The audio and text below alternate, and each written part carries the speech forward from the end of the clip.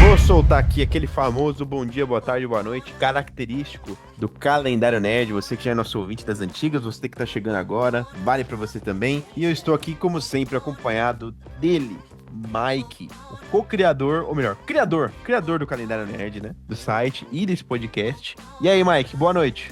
Fala, Giovanni. Fala, pessoal que está ouvindo a gente aí. Bom dia, boa tarde, boa noite para vocês. A gente está aqui mais uma vez, então, para bater um papo bacana, né? Para conhecer mais aí um evento, mais um grupo, uma galera bacana que adora esse universo do qual a gente faz parte aí, que é o universo de cultura pop, né? Então, a gente vai sair daqui com certeza conhecendo mais desse universo, né? Aprendendo mais novidades, né? Coisas que a gente porventura não conhecia, enfim. A gente sai daqui já com conteúdo renovado nesse universo, né? E hoje a gente vai bater um papo com o Matsu e com o Shiro, que eles são do grupo Otaku no Ie, né? Que é daqui de Campinas e que eles organizam diversos eventos durante o ano, né? Então eles vão aí contar pra gente a trajetória deles, contar um pouquinho dos eventos que eles organizam e de como que é que o grupo Otaku no Ie funciona atualmente. É isso aí. Sejam muito bem-vindos, Shiro e Matsu. E vamos já começar esse papo, né? Quero que vocês contem pra gente o que é, de fato, o grupo de vocês, né? O Otaku no Ie, e quais são os eventos que vocês organizam. Vamos fazer uma pequena pausa aqui para dar um contexto para vocês. Você que acabou de chegar, está ouvindo pela primeira vez ou já é nosso ouvinte aqui há algum tempo, o Calendário Cast é um programa do site Calendário Nerd, que é uma plataforma de divulgação de eventos de cultura pop, onde o visitante pode tanto organizar a agenda de eventos que quer participar, quanto os organizadores desses eventos podem divulgar os seus eventos cadastrando lá no site e divulgando para todo o Brasil. Então confere, corre lá no calendarianerd.com.br, tem das opções, divulga seus eventos e monta sua agenda como a gente faz aqui. E pessoal, um recadinho muito importante aqui também, é importante vocês conhecerem o trabalho do Giovanni, que é o que apresenta aqui comigo o podcast, né? Então, ele não é só o apresentador aqui do Calendário Cast, ele também tem todo um universo aí onde que ele tá atuando. Giovanni, conta pra gente aí, onde é que o pessoal te encontra e qual que é o seu trabalho atualmente. Vixe, Mike, eu faço coisa demais, hein? Muita coisa pra contar, para além do Calendário Nerd, além de apresentar aqui junto com o Mike esse programa maravilhoso que é o Calendário Cast. Eu sou quadrinista, trabalho com a Kaiju Editora, então vocês podem conhecer mais os nossos quadrinhos. Quadrinho autoral nacional, que merece dar uma conferida lá, tem quadrinho de ação, aventura e ficção científica, que é Kaiju Editora no Instagram, vocês vão encontrar meu trabalho lá. Muita gente me conhece pela Nerd Vintage, que é uma página minha que eu já tive de cultura pop. Ela tá passando por um hiato, agora umas pausas, mas vale a pena você conferir nossos conteúdos antigos lá também, no @nerd_vintage. E tem meu perfil pessoal, que lá eu posto um pouco sobre o meu trabalho na Quero Escuro, minha presença em eventos, também minha produção de quadrinhos, falo um pouco de tudo que eu amo em vocês também, que inclui quadrinhos, cinema, videogame, música e muito mais. Corre lá e confere no gspinelli_NV. Aí vocês vão poder conhecer um pouco mais do meu trabalho e a gente troca uma ideia, beleza? Valeu pelo espaço, Mike, espero vocês lá. É isso aí, pessoal, vamos lá, vamos apoiar o Giovanni em todas as iniciativas dele, vamos que vamos. Salve, galera, bom dia, boa tarde, boa noite. Eu sou o Matsu, prazer estar aqui com vocês. Opa, boa noite, boa tarde, bom dia, não sei qual horário o pessoal tá escutando. Eu sou o Shiro, tô no Otaku já faz 16 anos, entrei juntinho com o Matsu. E é isso, tô no Otaku todo esse tempo aí. Então, inicialmente começou a fundadora do nosso grupo, a Andy. Ela é a digníssima esposa do Shiro, né? Ela gosta de ficar mais nos bastidores, então ela põe a gente pra falar quando tem a oportunidade. Mas começou tudo lá em 2005 com um grupo de amigos que se reunia. Naquela época, para quem já tem um pouco de cabelo branco, vai lembrar que o acesso a várias coisas do universo pop era bem complicado, bem mais restrito do que hoje. Então, os amigos se reuniam para assistir animes, para conversar sobre esse universo, para jogar juntos. E isso deu início ao grupo lá em 2005. Antes disso, já faziam eventos também. Só que aí, naquela que a gente pode contar em algum outro momento de polêmicas, uma parte do grupo se separou, fundou o Otaku no Ie em 2005. Desde então já são, o quê? Mais de 30 grandes eventos próprios, centenas de iniciativas, centenas de milhares de pessoas alcançadas. Só continuando o que o Matos falou, nesse evento, nesse último ano, só de concursos cosplay, a gente rodou todo o interior de São Paulo, a gente realizou mais de 40 concursos cosplay, e já no começo de 2026 a gente já tá com vários eventos, inclusive a gente fez a parte do concurso cosplay do evento da EP Games aqui em Campinas. O DP Games eu tava lá, eu vi a organização de vocês lá, ficou muito bacana. Vocês estão realmente de parabéns aí com a apresentação dos cosplayers que rolou no EP Games aqui em Campinas e foi sensacional. Foi bem legal estar lá no palco da EP Games. Eu e o Matos, a gente apresentou uns 4 dias praticamente, e foi uma experiência bem maior do que o que a gente está acostumado, né? A gente já rodou bastante evento, mas tá no palco de um evento que é meio que gerido pela TV local, é um rolê totalmente diferente. Foi bem legal pra gente. Que bacana. Não, com certeza, bacana. cada evento é único, né? A gente encontra pessoas diferentes, em cenários diferentes, mas uma coisa une em todos, né? Que é o amor pelo cosplay, o amor pelo anime, pelos games, pela cultura geek, que a gente leva em todos os eventos que a gente vai, inclusive em shopping, em praças, nos ambientes mais bizarros possível. Acho que a gente já organizou alguma coisa. Legal demais. Vocês mencionaram o concurso cosplay, né? Inclusive, é um dos principais conteúdos que vocês encontram no Instagram do Otaku Noe. Vocês visitam lá. Mas como que funciona? Quais são os eventos que vocês organizam? Vocês levam os concursos cosplays até eventos? Ou vocês têm eventos todos que vocês organizam do início ao fim? Conta um pouco mais aí pra gente. São as duas coisas, Giovanni. Nós temos eventos próprios. Ao longo do ano, a gente faz normalmente 2 ou 3 eventos próprios, grandes, com mais de 1.000 pessoas, que a gente abraça não só o cosplay, mas uma área gamer, outros elementos da cultura pop, abrangendo filme, série, anime. A gente também tem outros eventos próprios de menor proporção, às vezes uma vez por mês. Já tivemos evento praticamente toda semana, porque a gente tem uma sede própria aqui em Campinas, né? Um espaço nosso. E fazemos o concurso cosplay em vários eventos de outras pessoas que nos chamam para fazer essa organização, já que a gente já tem bastante experiência nisso e um contato muito grande com a comunidade de cosplay do estado de São Paulo como um todo. Legal, realmente vocês estão um passo à frente com a questão do espaço próprio, né? E da organização dos concursos cosplay dentro de outros eventos. Mas voltando um pouco, como começou o consumo desse tipo de conteúdo para vocês dois? Veio de alguém da família, algum amigo? Conta um pouco pra gente como é que foi essa questão. Eu entrei no grupo em específico quando eu conheci a minha esposa, né, a Andy. Mas eu já gostava de anime, não cosplay exatamente, porque eu sou do interior, então lá nem tinha essas coisas, né? Era coisa de cidade grande, cosplay, na época. Mas através da internet eu já conhecia e tal, eu já gostava. Eu lembro que a gente costumava consumir animes que não era da TV aberta, por fitas VHS, pra você ter uma ideia. Os nossos amigos, eles gravavam sei lá da onde, conseguiam sei lá da onde, e passavam as fitas VHS pra gente. Então eu lembro que eu assisti Death Note com fitas VHS. Caramba, cara. Otaku de guerrilha mesmo. Muito legal. Nossa, foi nos primórdios, lá no comecinho. Naruto já tava uns passos à frente já. Quando a gente começou a assistir Naruto, que foi bem no comecinho também, a gente já tinha computador, já tinha internet, então a gente já assistia os episódios através do saudoso Naruto Project, quem lembra? Eu comecei a assistir Naruto no Naruto Project também. Cara, é muito legal lembrar, né, essas partes históricas aí. O Shira é da década de 80, né? Então ele pegou um momento até um pouco anterior ao meu. Mas no meu caso, Pokémon, Dragon Ball, Cavaleiros já tinha passado um pouco. Então a gente vinha de um momento que tinha muito anime em TV aberta, né? E dentro desses animes mais famosos e conhecidos, como Dragon Ball, por exemplo, uma vez que você gostava, não tinha como você não ir atrás de mais, né? E aí, realmente, por exemplo, o Big Three aí, Naruto, One Piece, Bleach, que veio depois de do grande sucesso de Dragon Ball, é uma coisa que prendeu muito a atenção de muita gente. Eu comecei por esses mais hypados. Aí você percebe que você virou otaku mesmo quando você já assistiu dezenas de animes diferentes, já assistiu One Piece mais de uma vez. Assistiu One Piece mais de uma vez, eu acho que não tem como falar que não é otaku, né? E aí comecei também nesse universo. Só que naquela época, vocês vão lembrar, o Shiro vai lembrar, não sei se vocês viveram isso também dessa forma, a gente sofria bullying, cara.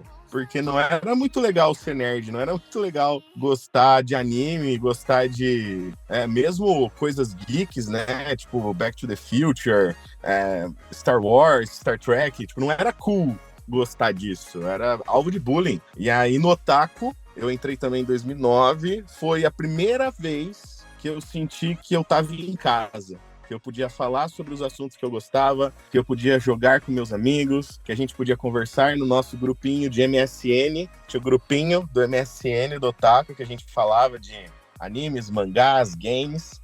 E aí a gente se sentia realmente uma família, assim, dentro do Otaku. Legal que o Matos comentou aí que ele, quando ele entrou no Otaku, ele se sentia em casa, porque Otaku no E significa a casa do Otaku. Então tem até esse sentimento aí da gente se sentir em casa, em família com os nossos amigos do Otaku. É bacana essa receptividade que vocês tiveram, né? E também o significado do nome. Eu compartilho dessa época do bullying aí com os nerds, os geeks e tal, né? Era bem comum aí nos anos 80 e 90. Pensando bem, eu ouso dizer que o que hypou a cultura pop no Brasil foi justamente esse movimento dos otakus, né? Pelo menos aqui, dentro da minha bolha, eu tive a impressão que foi daí que os nerds de quadrinho começaram a olhar para esse movimento e pensar, poxa, eu acho que a gente também precisa começar a se mexer aqui do nosso lado, né? Então eu penso que, pelo menos no Brasil, a cultura otaku ela tem grande parcela, né, de participação do movimento da cultura pop atual. Eu acho que esse rolê de convenções para quadrinho, não mangá, essas coisas é mais comum nos Estados Unidos, talvez. Mas aqui, realmente, o pessoal os otakus em si, né? É um grupo bem mais unido, mais receptivo do que aquele nerd mais raiz de HQ e tudo mais. Esse nerd da parte do HQ, eu sinto ele mais fechado, por assim dizer. É opinião minha também. E uma coisa que é um movimento interessante quando começa a ter os eventos de anime, né? Que acho que começou com o Peixoto, né, Shiro? O grande Peixotão ali no AnimeCon em São Paulo.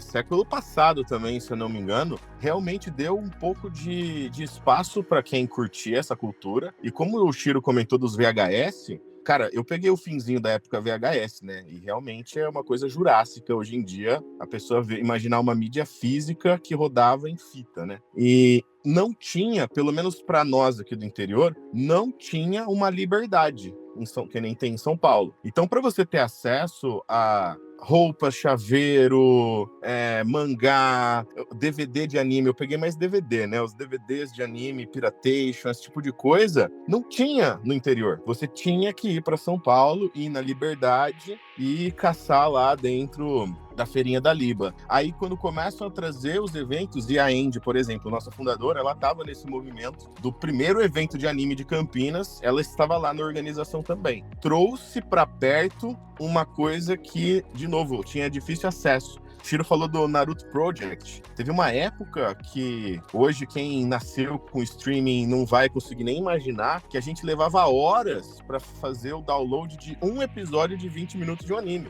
Então, levava horas. Então, você poder ter acesso a esse tipo de conteúdo é algo que realmente uniu muito as pessoas. Por isso que a origem do Otaku lá, como amigos que se reúnem, acabou fortalecendo. Os encontros que começaram com 5 pessoas, viraram 15, 20, 30, 100, 300, 500. E aí virou um evento grande para mais de 2.000 pessoas. Então, o movimento foi justamente começar pequeno, pessoas se reunindo, trocando ideia, se ajudando a curtir esse mundo, até virar uma coisa muito maior.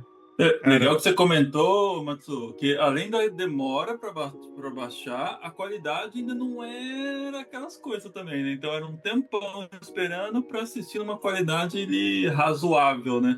Cara, Exatamente. eu lembro, eu acordava de manhã no domingo pra começar o download, pra tentar assistir à tarde. Era tipo questão de, no mínimo, umas 3 horas de download. E era um episódio de 15 megas, porque a gente sempre baixava na menor qualidade possível, né? Que era o RMVB. Só nem sabe, esse formato nem existe hoje em dia. Pode crer, RMVB. E daí a gente começava a baixar de manhã pra tentar assistir à tarde o episódio da semana, né? Exatamente, cara. E olha que louco, né? Hoje em dia, por exemplo, a gente vê que o anime especificamente, o otaku não é só de anime, mas puxa muito pra cultura pop japonesa, né? O anime, ele teve alguns momentos de ouro, né? O pessoal que pegou Cavaleiros do Zodíaco, Dragon Ball Z na TV aberta, por exemplo, junto com uma leva de animes que teve nessa época, teve uma época de ouro muito grande. Aí a gente viu os anos 2000, um hype absurdo com Naruto, One Piece, Bleach. Aí veio um monte, né? Veio vários clássicos aí. Aí teve um momento que parece que deu uma esfriada e agora voltou forte de novo. Então, se você abrir qualquer streaming hoje, vai ter muita opção de anime. E a Crunchyroll, que é só de anime, por exemplo. Então, tipo, hoje o anime tá muito acessível. Tanto que nos nossos eventos até hoje, a gente precisa atualizar as propostas para suprir tal. O que falta hoje em dia, então? E aí a gente vê, por exemplo, uma das coisas que até o tema aqui que vocês perguntaram é o cosplay em si. Porque o cosplay é dar vida a personagens. Não é só a fantasia, que nem muita gente acha, né? É a interpretação também, né? É o costume e o play. E dá visibilidade, dá espaço, dá palco, dá assistência para o cosplayer, incentivar pessoas a começarem do zero. Também aqui no interior, não sei se vocês sabem, muitos cosplayers aqui do interior são grandes campeões de grandes concursos a nível estadual, a nível nacional, a nível global. A gente é amigo de campeão mundial de cosplay, que é aqui do interior de São Paulo. Então, já é um dos grandes pilares que a gente movimenta hoje. Fantástico, cara. E legal demais ver como isso tudo começou só com a vontade de o pessoal se reunir pra sofrer menos com os perrengues que era no final dos anos 90 e começando nos 2000, assistir animes e encontrar outras pessoas que gostavam da mesma coisa pra comentar sobre isso, né? Acabou virando algo de escala, como você disse aí, campeões mundiais de cosplay, cara. Que legal mesmo. E uma dúvida, pra galera que quer começar no cosplay, né? Como é que funciona? Por onde que o pessoal começa? Quem que ela deve procurar para ter um suporte ou orientação? E em que momento deixa de ser algo só para diversão e vira algo profissional, né? Onde aí já entram os campeonatos, as premiações e tal. Como é que é essa separação aí das duas coisas? Uma excelente pergunta, mas vou deixar o Shiro responder. Safado, apontou pra mim. Então, o cosplay tem vários níveis de cosplay, tá? Vou tentar explicar melhor isso. A pessoa pode ter um cosplay simples, o cosplay que a gente chama cosplay de guarda-roupa, onde ela pode ir lá nas suas roupas pessoais e montar uma roupa que fique parecida com um personagem, e ela faz isso só pra ir se divertir em um evento. E daí tem já o intermediário, por assim dizer, onde você pode ir na internet e comprar já a roupa do seu personagem. Mas se você quiser ser um profissional de cosplay, que existe sim os cosplayers profissionais, porque vários eventos dão premiação em dinheiro, ou algum equipamento, que às vezes é de valor, como computador, essas coisas, tem sim a profissão de cosplay. E aí pode ser uma coisa bem cara, pra falar a verdade, tá? Porque você teria que ir atrás de um cosmaker, que é uma pessoa que faz cosplay profissionalmente, tem essa profissão também, o cosmaker, para conseguir o que os cosplayers chamam de prop, que seria, por exemplo, o personagem tem uma espada específica lá. O cosplayer tem que ter aquela espada para participar de um concurso de maneira profissional, né? Então ele vai até um cosmaker e faz a encomenda daquela espada lá para ter uma réplica profissional daquela espada. Ele, é claro, pode tentar fazer por si só também, né? Tem essa possibilidade, Se você for muito bom nisso, você pode conseguir. Então, essa questão do cosplay profissional são bem menos, é claro, do que aqueles cosplay que vai por diversão nos eventos, vai só para passear, para encontrar amigos. Esse cosplay profissional, ele acaba gastando muito também. A gente tem um amigo cosplayer que eu vou citar aqui, ele faz cosplay de Jack Sparrow. E só na peruca de Jack Sparrow ele gastou cerca de 3, 4 mil reais, pra você ter uma ideia. É uma brincadeirinha cara. Um prop de uma espada, um bagulho caro, também tem vários níveis de profissionalidade, mas se for de impressora 3D, por exemplo, chuta aí que você vai gastar uns 700 para 1.000 reais. Se for um bagulho mais topzinho, você pode gastar uns 2, 3 mil reais. Uma armadura mais bonita assim, vamos supor que você quer fazer um cosplay de um cavaleiro. Se você procurar na internet, você vai achar armaduras de 7 mil reais, por exemplo. Então tem todos os níveis de cosplay aí que você pode ir só pra brincar. Igual eu, por exemplo, eu sempre tô de cosplay nos eventos, mas eu vou mais pra brincar. Então eu gasto um pouquinho. Eu só vou lá na internet e encomendo minha roupinha, fico aí na faixa de 200 reais, 300 reais, a roupinha completa. Então tem todas essas faixas aí de valores. Pô, bacana. Então, além do cosplayer, a gente tem também o cosmaker, né? Que é a pessoa que cria aí as vestimentas, armaduras, armas e os props, né? Que o pessoal fala. Seja costurando como a impressora 3D, e são vários profissionais envolvidos, né? O cosmaker é o cara que viu a oportunidade de fazer dinheiro, né, com essa brincadeira ou alguma coisa que ele gosta. E eu acho que dá bastante dinheiro, sim, porque os props acabam sendo caros. Se você for um cosmaker muito bom, você ganha renome na comunidade e acaba conseguindo bastante serviço. Eu cheguei a conhecer cosmaker que tava com a agenda fechada, assim, por meses, porque tava trabalhando em vários props de vários cosplayers diferentes. É verdade, eu queria acrescentar também que, já que a gente tá falando para um público que eu não sei o nível do entendimento disso, mas só para curiosidade, de repente, pesquisar um pouquinho mais depois, sim, tem o cosplayer, tem o cosmaker, e dentro desse universo, como no âmbito competitivo, a ideia é ficar o mais fiel possível à referência, é ficar com o melhor material possível de acordo com a referência e ter a melhor atuação possível dentro da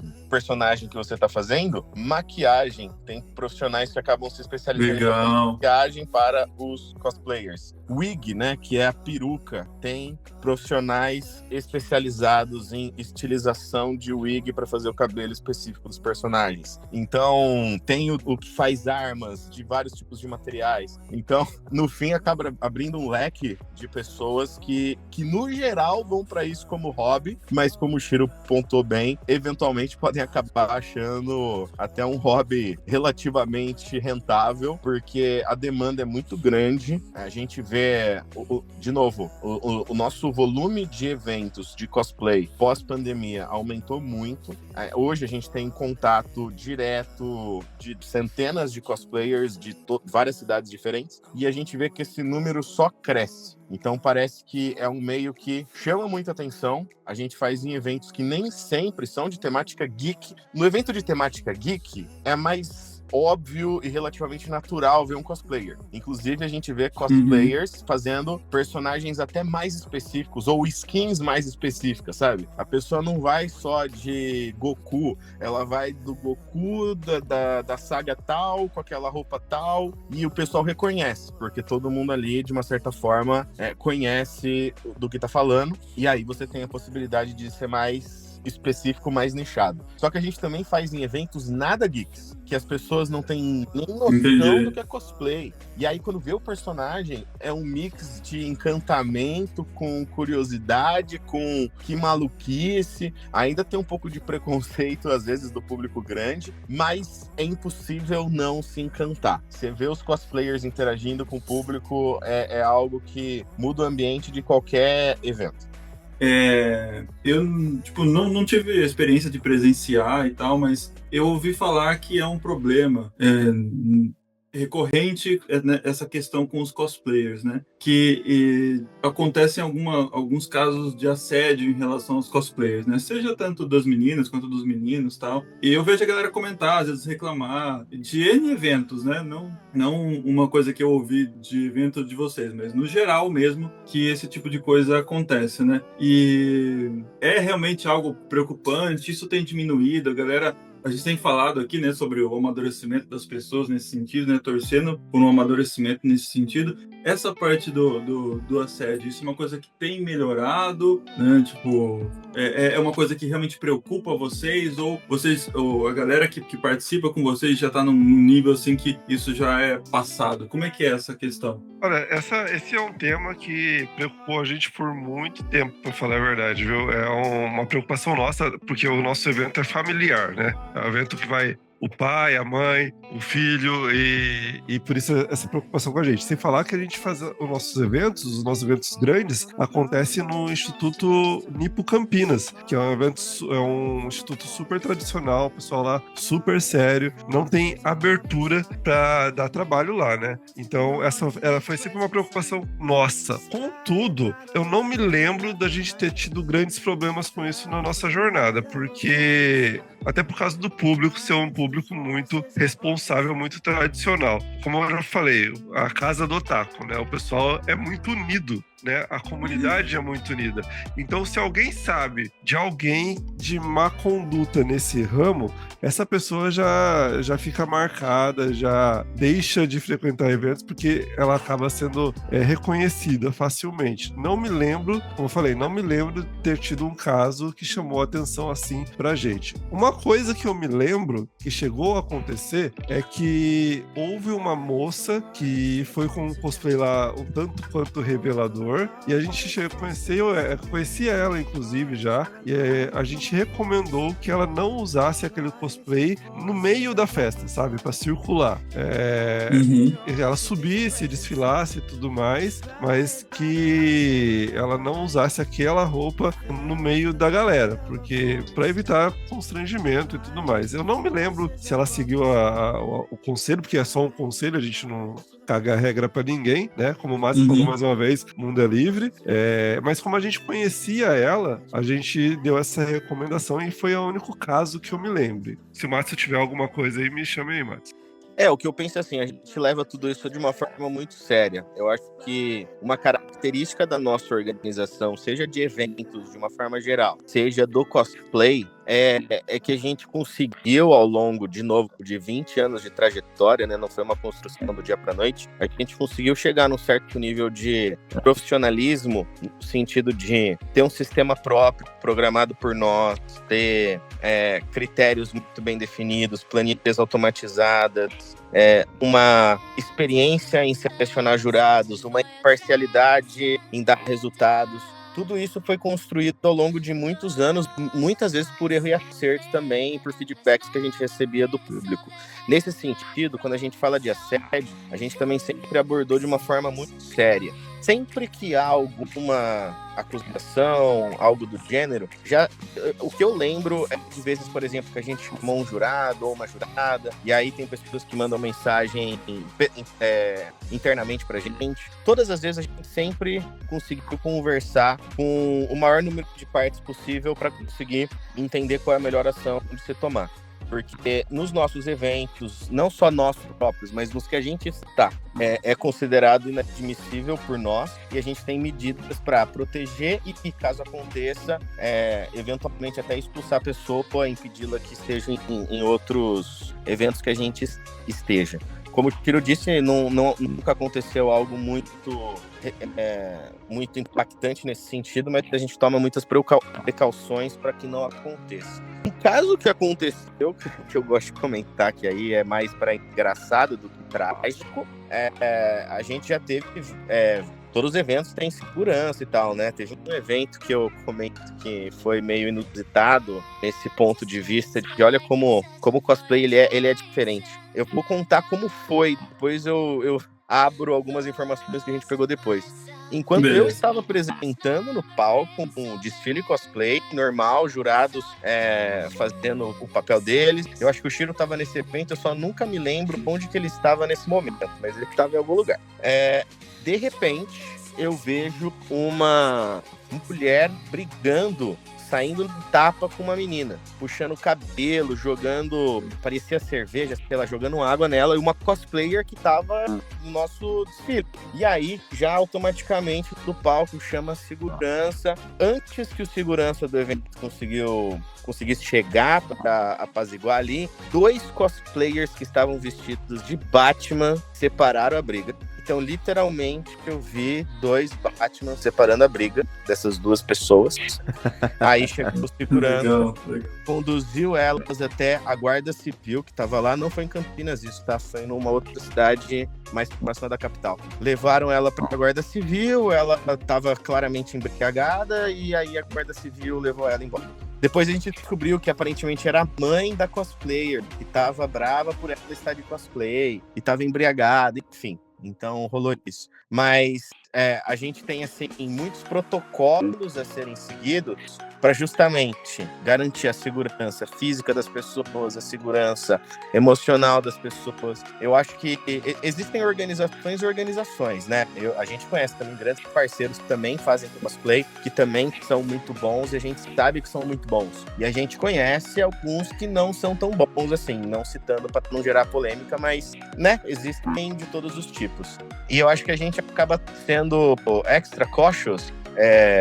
A gente é mais precavido ainda em relação a essas situações para justamente proteger e assegurar que o público, os cosplayers, jurados, todos vão ter uma experiência muito tranquila. Tanto que acho que o Mike viu a organização que nós fizemos aí junto à EP Games, né? Foi, cara, primeiro que eles foram super bem receptivos, o pessoal da produção do evento lá. Só que a gente conseguiu camarim cosplay com trocador separado, conseguiu cos-help para ajudar eventualmente ali quando alguma peça sai, algum problema na peruca, e tem uma pessoa ali especialista para conseguir ajudar a auxiliar. A gente conseguiu deixa eu te interromper aqui, que na verdade você tocou num assunto que eu ia perguntar, né? Que aí você já até começou a explicar tal, que eu ouvi esse termo, né? Que é o cos-helper. O que é esse cara, né? Tipo, continua aí, dá uma ênfase nesse personagem desse universo aí que é o cos-helper. Ok, o cos-help, né, vem help de ajuda. Ele é um plus que a gente consegue acrescentar em vários eventos nossos, que é a pessoa que está lá para ajudar o cosplayer em situações inusitadas de alguma crise temporária. Então, por exemplo, existem vários tipos de cosplay que são feitos de materiais diferentes. Imagina uma pessoa que de repente pegou um transporte público, pegou um Uber, veio de longe e está de cosplay no evento. De repente tem um pedaço do cosplay que descola. A pessoa não tem ali um kit para conseguir resolver. Alguma coisa que descostura, descola, uma peruca que eventualmente pela própria tirar foto pro pessoal do público, ela acaba embaraçando, e aí a pessoa não tem recurso nem tempo para conseguir fazer ali um ajuste para conseguir desfilar, por exemplo. E aí acabaria, em eventos que não tem cos-help, às vezes a pessoa acaba, entre aspas, arruinando a oportunidade dela de desfilar, e até, dependendo do dano, de tirar fotos pelo evento, com o público e tudo mais, por causa desse dano. Então o cos-help ele vem para ajudar. Então a pessoa tem ali um kit de materiais, colas diferentes para diferentes tipos de materiais, costura rápida para alguma coisa mais pontual, tem equipamentos para mexer em peruca, eventualmente consegue ajudar com uma maquiagem que teve algum acidente de percurso. Qualquer evento, em qualquer lugar, é a gestão do caos. Ponto. Você está no evento, você pode precaver todas as possibilidades.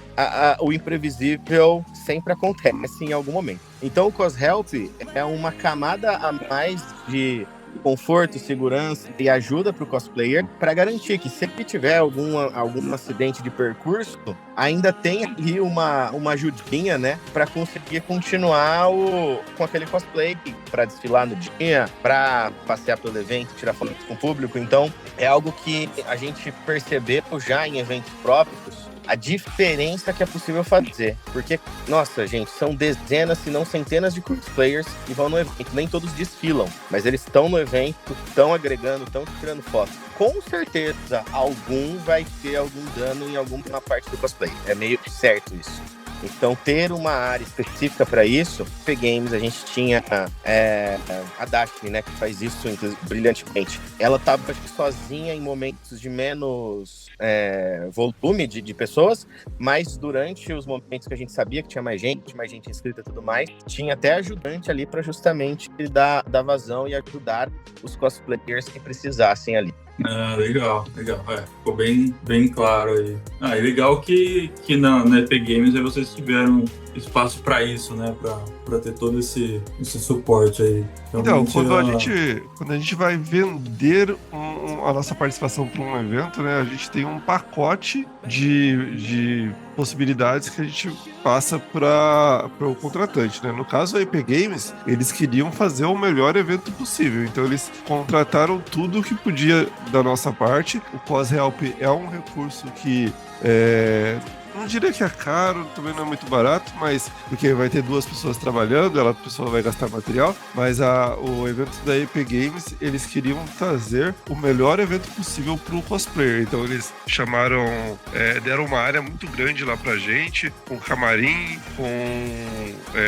quando a pessoa, o espelho lá iluminado, a pessoa se maquiar, se trocar. Então, nesse evento da EP Games, realmente teve um espaço muito bom para cosplayer, que você não vê, inclusive, nos maiores eventos de cosplay do Brasil. Eu já estive em muitos eventos de cosplay do Brasil, inclusive os maiores, e a estrutura que a gente teve para o cosplay no evento da EP Games foi disparadamente um dos melhores, assim, que eu já vi. Mas, enfim, esse recurso, esse pacote de possibilidades, a gente oferece para todos os eventos que a gente participa. Nem todos contrata todos os nossos serviços, porque a gente dá uma variedade realmente bem grande para que o evento seja de barato a caro, né? Tem que ter essa variedade. E os nossos eventos a gente leva tudo que a gente consegue levar. O evento Otaku no Nipo a gente sempre coloca tudo que a gente consegue colocar pro cosplay também, para que seja uma experiência agradável. E nos eventos itinerantes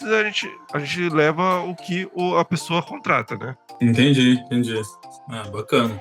Legal ter essa diversidade aí de serviços, né? Da pessoa ir desde um pacotinho mais simples a uma coisa bem mais elaborada. E o resultado realmente lá foi bem satisfatório. Ficou bem bonito o evento. É isso aí, Mike. O programa tá bom demais, mas a gente tem um recado imperdível aqui pra passar pra turma que tá ouvindo a gente, né? Passa aí esse recado. É isso aí, Giovanni. Realmente, tem um recado muito importante aqui que eu não posso deixar de falar, que é do clube de membros do Calendário Nerd. Sim, a gente também possui um clube de membros, onde, além de você apoiar a nossa iniciativa e manter o projeto de pé, você ainda concorre a kits de prêmios e muitos benefícios. Por apenas R$ 7,90 por mês ou um pagamento anual com desconto, você já está participando. Os kits não são fraquinhos, não. Estou falando de kits avaliados em até R$1.000 em prêmios. Tem quadrinhos, action figures, cards, pixel art e muito mais. Então, pessoal, se você quer dar essa moral aí pro Calendário Nerd, apoiar a gente aí com esse valorzinho simbólico, né? E ainda você corre o risco de levar para casa aí muita nerdice bacana. Então, esse é o recado, pessoal. Vamos lá e participe do clube de membros. Mike, eu já conferi alguns prêmios que participaram, alguns kits, e olha, me deu vontade de ir lá fazer parte desse clube de membros também, viu? Tô correndo lá agora, inclusive, para não perder o próximo. Muito legal que vocês levam a competição de cosplay para eventos que não são do nicho nerd, né? Isso leva essa cultura para mais pessoas, leva a cultura nerd e a cultura geek para mais pessoas, né? E quebra um pouco desse preconceito, que as pessoas acabam se encantando um pouco com a arte, com a cultura, ver que tem muito trabalho envolvido, muita dedicação. Mas como que vem o convite para vocês disso? É uma coisa que vocês vendem para a organização dos outros eventos, ou vem convite das organizações para ter uma ativação diferente como essa dentro desses eventos diferentes? E quais são os eventos que vocês já atenderam fora do nicho nerd, que vocês podem falar? Os convites vieram pra gente conforme a gente foi trabalhando com os nossos eventos, né? A gente é um evento muito tradicional. O nosso Otaku no Nipo, que é o nosso evento aqui em Campinas, é um evento já muito tradicional, já tem muitos anos. E com isso a gente fez um pouco de renome na região. Daí o convite veio pra gente a começar a trabalhar em outros eventos, fazendo só essa área de cosplay. E daí a gente começou a fazer eventos, por exemplo, eventos culturais. Tem aqui na região tem o evento Mostra Japão, que é um evento de cultura asiática, cultura japonesa em específico. Não tem nada de nerd, geek, mas daí surgiu o convite pra gente fazer o concurso cosplay lá e tem dado super certo. A gente já tá trabalhando com ele já faz uns 2 anos. Já fizemos dezenas de eventos com eles, dezenas de cidades diferentes em toda a região de São Paulo. E daí, através desses eventos que a gente fez com ele, outros convites surgiram. A gente já foi chamado para fazer evento em shoppings, evento em escolas. A gente tá com uma gama de variedades aí bem grande. Inclusive, eu não sei se vocês conhecem, o público conhece, mas já fizemos evento no Wet n Wild, que é o parque aquático que fica entre Campinas e São Paulo. Sim, Talvez o maior, mais conhecido aqui do interior. Também, assim, coisas aleatórias que foram surgindo, mas que a gente desenvolve um trabalho de, sempre que possível, encaixar o cosplay. Muitas vezes, porque a gente produz eventos, né? Então, às vezes, a pessoa chega em nós pela produção do evento. Só que a gente dá um jeito de encaixar o cosplay ali. Que a gente fala, confia, vai ser legal, vamos fazer um teste. Sempre que a pessoa aceitou fazer um teste, ela fidelizou de querer cosplay sempre, porque é algo que chama muita atenção, chama um público super positivo, super legal, engaja na rede social de um jeito que praticamente nenhuma outra atração engaja. Às vezes a pessoa tá gastando dezenas de milhares de reais com uma atração X e não vai dar o engajamento que levar uma ação com cosplay levaria. Uma outra coisa aleatória que eu lembrei aqui, pode contar coisa aleatória? Pode, deve. Claro, claro. Olha, legal. A gente fez já, mais de uma vez, aqui em Campinas também, alguns desfiles. Por exemplo, no 7 de setembro, a gente já fez 2 ou 3 vezes já, a Parada de Natal, que é um evento da prefeitura que chama entidades, clubes, escolas, organizações para desfilar. E no 7 de setembro, por exemplo, a gente fez já algumas vezes e teve uma ocasião, agora eu não lembro se foi a última vez ou a penúltima, eu lembro que a gente desfilou, fez o cosplay, levou, aí vem gente de tudo, vem gente de terror, vem gente de anime, vem gente de série, de filme, personagens mais conhecidos pelo público geral, personagens mais nichados para quem de fato é geek. Então vem de tudo. E aí muito legal a reação do público também. É o que eu tô falando. O público, cara, pira, acha o negócio surreal, é uma coisa muito interessante. E eu tô lembrei disso aqui agora, porque viralizou um vídeo no TikTok desse desfile. Não foi nosso, alguém gravou e postou. Falando assim, como que é o desfile de 7 de setembro no Brasil, que é só os militares, né? Polícia, militar, tanque, e como que é na minha cidade, aí passando os cosplayers. E, cara, esse vídeo pegou centenas de milhares, milhão de views. E as pessoas estavam xingando a gente, cara. Falando que é um absurdo, que é um desrespeito, que olha um bando de maluco andando de fantasia, sabe? E aí eu lembro que a gente pensou, olha, por um lado furamos a bolha, né? Que legal. Por outro lado, tomamos um hate gigantesco do pessoal que, tirando do contexto, não entendeu o que a gente estava fazendo ali, né? Então, é bem isso. Levar o cosplay num ambiente que não está familiarizado com o cosplay, ele traz um pouco de, às vezes, resistência, um pouco de um não entendimento, um pouco de estranhamento. Por outro lado, no geral, traz justamente esse significado do pessoal entender que outro cosplayer, quando ele tira o cosplay, ele não é o personagem, entende? Porque até já passou em novela de TV grande, falando assim, o cara acha que é o personagem. Cara, se tiver isso, é a minoria absoluta. As pessoas têm vidas normais. Tem gente que é barbeiro, tem gente que é enfermeiro, tem gente que é dentista, engenheiro, executivo de empresa, gente de pouca idade, crianças, adolescentes, pessoas de 80 anos. Então, assim, nossa, não existe uma regra. A gente até tem um slogan que a gente fez numa faixa que é cosplay para todos. Porque não tem de tudo, cara. Então, você não sabe, a pessoa por trás do cosplay, você não sabe o que ela faz da vida dela. E às vezes, para além de um preconceito vazio e superficial de que essa pessoa é, entre aspas, infantil, pode ter um grande profissional, um super familiar ali, que tem sua família e tal. E isso é muito legal da gente ver também nos eventos que a gente faz. É um hobby muito julgado, né? Esse 7 de setembro aí, a gente foi convidado pra participar, tá?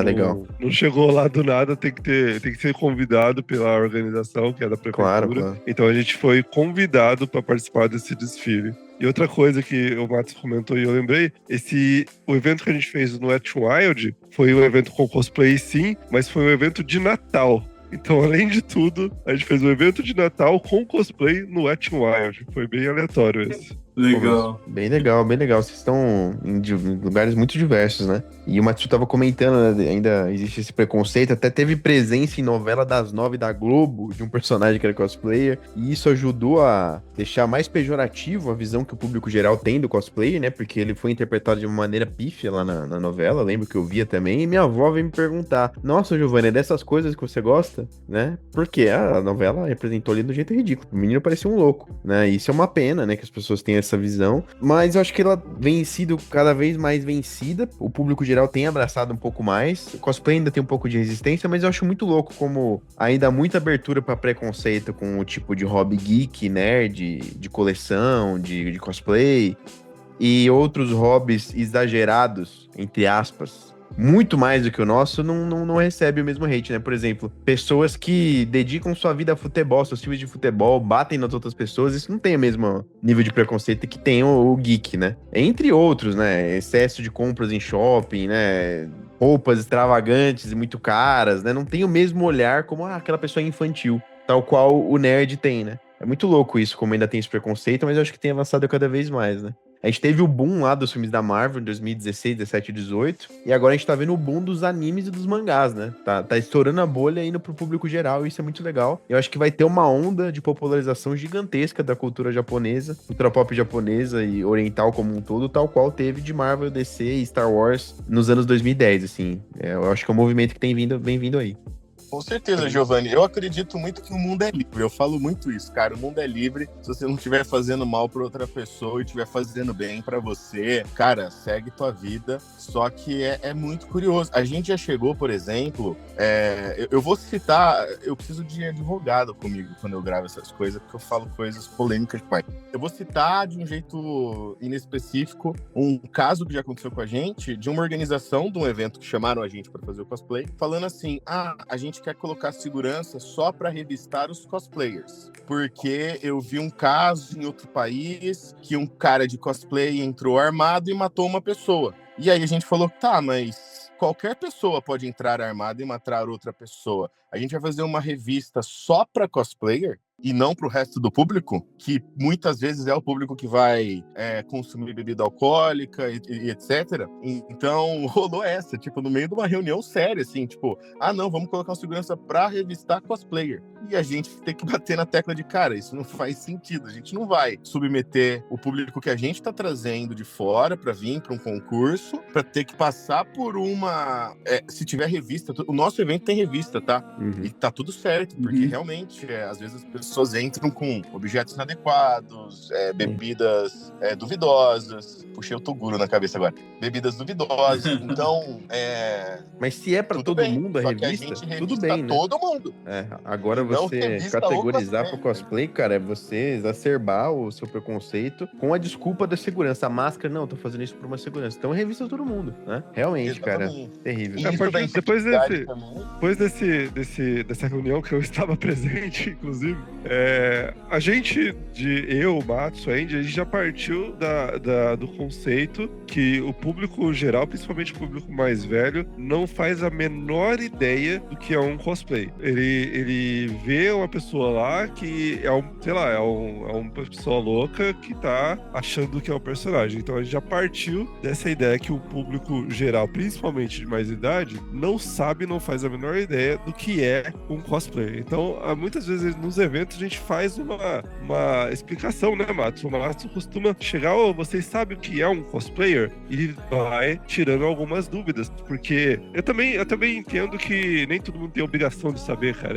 Como o Matos falou, o mundo é livre, principalmente a pessoa de mais idade, eu que convivi com os meus avós por muitos anos, eu não acho que eles têm obrigação de saber nada disso, mas a gente tem a obrigação de informar, né? Se a gente quer uma área de mais respeito, a gente tem a nossa obrigação de informar, sim. Sim, com certeza. Não tem obrigação Isso de saber, que o mas tem Giovanni obrigação disse- de respeitar, né? Isso é o mínimo, né, cara? O que o Giovanni disse, trazendo um assunto que foi falado agora há pouco, mas só para complementar, é muito associado. Eu sei que para quem curte anime vai claramente se identificar com isso, cosplayer vai se identificar com isso, mas eu acho que vale de uma certa forma para outras pessoas que têm um hobby mais geek mesmo, que é associação do gostar daquilo com infantilidade e um antiprofissionalismo. Hoje, cara, eu sou empresário, tenho 6 empresas, 35 colaboradores, trabalho com um monte de nicho diferente. Só que eu já ouvi de pessoas tipo, Matos, não é legal você ficar postando coisa de cosplay. Não é legal você ficar postando coisa de anime, porque vai tirar a sua autoridade. E aí eu lembro de pensar, cara, como assim? O hobby meu que eu faço no meu tempo livre, que inclusive impacta positivamente várias pessoas, e a gente pode entrar nisso em outro momento, vai tirar a minha autoridade. E, como você mesmo disse, o outro hobby do outro cara, que às vezes cara, de novo, o mundo é livre. É pesca, é um esporte que ele gosta de assistir, acompanhar, é mergulho, aquário marinho, paraquedismo, tiro por sei lá. Aquilo não tira a autoridade do cara, mas eu assisti Frieren, tira a minha autoridade. Eu acho isso muito bizarro. Vejo mudando, até porque eu fico falando que os geeks estão dominando o mundo, né? Eles estão virando os chefes, e virando os chefes eles mandam as pessoas embora, então o pessoal acaba respeitando mais. Mas sim, eu torço muito por um mundo em que as pessoas entendam que anime não é coisa de criança, cara. Muito pelo contrário, tem animes que são pesadíssimos e não são recomendados para crianças. Por exemplo, eu sou muito fã de One Piece. Para mim, One Piece é a melhor obra do século XXI, ponto. A gente pode debater isso para sempre aqui. Para mim, One Piece, se não fosse mangá, fosse livro escrito, o Oda seria considerado o Tolkien do século XXI. Porque a obra é uma parada sinistramente bem escrita e muito boa. Mas é um mangá. Por ser um mangá, por ser um quadrinho. E mangá tem isso da cena boba, da quebra, sabe? Tem recursos cômicos que num quadrinho americano, por exemplo, não teria. Então é considerado infantil, sendo que, na verdade, às vezes tem muitas camadas por trás daquilo. Mas até o Senhor dos Anéis sabe, tem, né? das- Cenas públicas, né, cara? O anime, quando ele veio pro Brasil, ele veio para suprir a demanda da programação infantil. Então, todos os animes que vieram pro Brasil ficou lá caracterizado na seção infantil. Só que no Japão não é assim. No Japão, eles têm animes para todas as idades, desde as pessoas mais velhas, mais novas. Lá, em vez da novela, tem um anime, tá ligado? Em vez de um filme de terror, tem um anime. Então, essa visão do anime infantil foi pra gente aqui do Ocidente, que recebeu os animes na seção infantil de televisão. Sim, né? Só por ser animação, né? Mas na verdade o anime, o quadrinho e o mangá é só uma mídia pra contar uma história. E aqui no Brasil é muito comum você associar animações, seja ela japonesa ou ocidental, e quadrinhos, seja ele mangá ou quadrinho nacional brasileiro ou americano, a infantil. Realmente ficou estigmatizado isso. Isso tem mudado, é claro, como a gente tem falado aqui, mas ficou estigmatizado como coisas infantis. Sendo que na verdade é só uma mídia. Seria a mesma coisa de falar, não, teatro é infantil. Por que você tá falando que teatro é infantil? Não, porque tem muitas peças que são infantis. Ok. Essa Sim, coisa tem com os muitas videogames, peças. né? É igual um videogame. Um videogame também pode contar uma história tão bem quanto um filme, tão bem quanto um Sim. livro. Claro, é só mídia, né? Mas eu acho que a gente tá no processo de vencer isso, sim, com certeza. Eu acho que as pessoas estão sozinhas se descobrindo fãs de cinema, de anime, de mangá, de histórias em quadrinhos, e cada um no seu nicho, né? Que até porque também tem outra coisa, né? No anime, no mangá, não é só shonen, né? Não é só lutinha. Não é só aquela velha história do garoto que quer superar e ser o mais forte da tribo, né? Tem todo tipo de história sendo contada no formato anime e mangá. E as pessoas estão descobrindo isso, né? Isso é muito legal, né? Pra além do otaku. Isso é bacana. Sim. Agora mesmo tem um anime que tá super popular, que é o anime da Jornada Pro Além da Frieren lá, que é um anime super melancólico, totalmente... Quer dizer, tem as partes das lutinhas também, mas é um anime bem depressivo, bem fora do que a galera tava acostumada e tá fazendo um super sucesso. Eu tive uma experiência muito positiva com o Frieren, né? Eu fui assistir por causa do trailer que eu vi, e no trailer os caras montaram um trailer focado nas cenas de ação, né? Então eu fui com a expectativa de ver magia e adoidado. Mas não, o anime vai te entregando uma outra coisa. E nem por isso é um demérito. Eu acho que é um anime excelente, né? Ele vai para um outro aspecto, assim, né? Mais filosófico, digamos assim, né? De autoconhecimento, assim. E quando a gente fala de conteúdo mais adulto para um anime, a gente não está falando nem de violência, né? Nem de, às vezes, questões sexuais e tal, mas um anime assim como o Frieren, que ele é uma coisa extremamente filosófica, né? Onde a gente pode tirar várias lições dali. Eu estava, inclusive, comentando, acho que na última gravação que a gente fez, não sei se o Giovanni lembra, que às vezes a pessoa fala que o Márcio deu esse exemplo de se o One Piece fosse um livro, né? Muitas vezes as pessoas assistem um filme, acham aquele filme ou aquela série incrível e mal sabem que aquilo é uma adaptação de um quadrinho, de um mangá ou de um anime, uma coisa assim, né? Então, tipo, é a questão da mídia que o Giovanni falou. É só a mídia que é diferente. Aquele filme ficou famoso, o Pacific Rim, que é aquele filme dos robôs gigantes. Pouca gente sabe que é uma adaptação que falhou do anime Evangelion. É um anime muito famoso aí dos anos 90, mais ou menos. O Pacific Rim era uma tentativa de fazer um filme daquele anime, só que, pelo que eu fiquei sabendo, deu problemas de direitos autorais, alguma coisa assim. E daí meio que adaptaram pra fazer um filme diferente, mas se você for acompanhar o filme, tem a mesma temática do Evangelho. Sim, perfeito. Fica nosso bate-papo. Muita gente com certeza vai se identificar e muita gente acho que vai passar a pensar um pouquinho diferente depois desse nosso papo aqui. Mas dando sequência no programa, pra gente entender um pouco mais dos eventos de vocês, né? Pra além do cosplay, o que a gente encontra, o que o público encontra ao visitar os eventos do grupo? Nosso evento ele é bastante abrangente, além do cosplay. Aliás, o cosplay é uma parte que chama bastante atenção, né? Eu diria, a gente costuma falar que é o carro-chefe do otaku, é o que traz a visibilidade, mas dentro do evento é um elemento até pequeno. Dentro do evento a gente tem a nossa feira de vendas, onde a gente traz vários estandistas, vários vendedores com vários produtos diferentes para atender o público.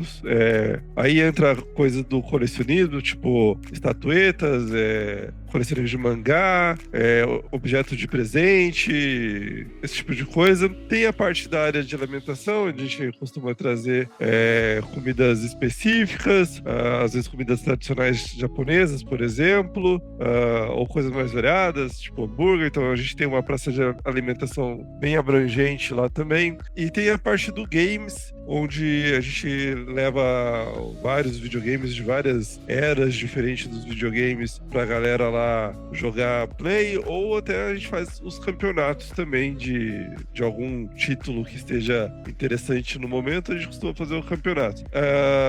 No palco a gente também costuma trazer variedades, entrevistados, convidados muitas vezes da parte de dublagem, da parte de música, a gente traz alguma banda. Então a gente tem uma variedade de atração bem grande para atender vários públicos diferentes, e o cosplay também tá entre eles, mas não costuma ser o mais abrangente dentro do evento. Os nossos eventos, no geral, a gente faz temas, né? Isso é um diferencial que a gente não vê em outros eventos, porque é um negócio nosso desde 2000. Então, dentro dessas temáticas, a gente adapta com decoração, com atividades, com quests. O público acaba comprando bastante a ideia, né, de um tema. Então, a gente já fez pirata, samurais, fim do mundo, zumbi. Aí a galera acaba até adaptando cosplay pra tá dentro do tema, enfim. E eu tenho que dizer aqui, vou puxar saco, nós temos o melhor público de todos. Então, o público que vão nos eventos é um público familiar e um público super gente boa, super do bem. E por que eu tô falando isso? Eu tenho evidências práticas, não é só uma puxação de saco. A gente faz eventos em vários lugares diferentes. Clubes, escolas, shoppings, assim como a gente já disse no começo. E é unânime, cara. Todas as vezes que a gente faz evento num lugar, o dono do espaço, que normalmente a gente loca ou consegue incomodar a parceria, vem elogiar o perfil do público em relação à limpeza, em relação à postura, em relação a problemas. Então, óbvio que tem desafios e problemas, mas no geral acho que a gente tem uma felicidade de manter um público fiel e muito bem posturado. A gente tem feito festas, né, que já faz alguns aninhos. E nesse ano, a gente fez uma agora no fim do ano passado, já fez uma em janeiro, vai fazer uma agora. Enquanto a gente tá gravando, daqui 2 dias tem um evento nosso. E a dona do espaço é uma amiga minha, amiga, cliente, e a gente troca bastante ideia. E ela fala, cara, é impressionante como a gente vai, consegue fazer uma festa, todo mundo anima, todo mundo brinca, todo mundo se diverte, e quando vai embora, tá relativamente óbvio, né? Não dá pra deixar impecável, porque a gente não passa um pano em tudo, mas limpo, sem lixo jogado em lugar estranho, sabe? Sem restos. É um público muito positivo, assim. Acho que isso também faz o nosso evento ser muito familiar. Então é muito tranquilo pra gente falar pra uma família levar criança, que vai ser muito bem recebido.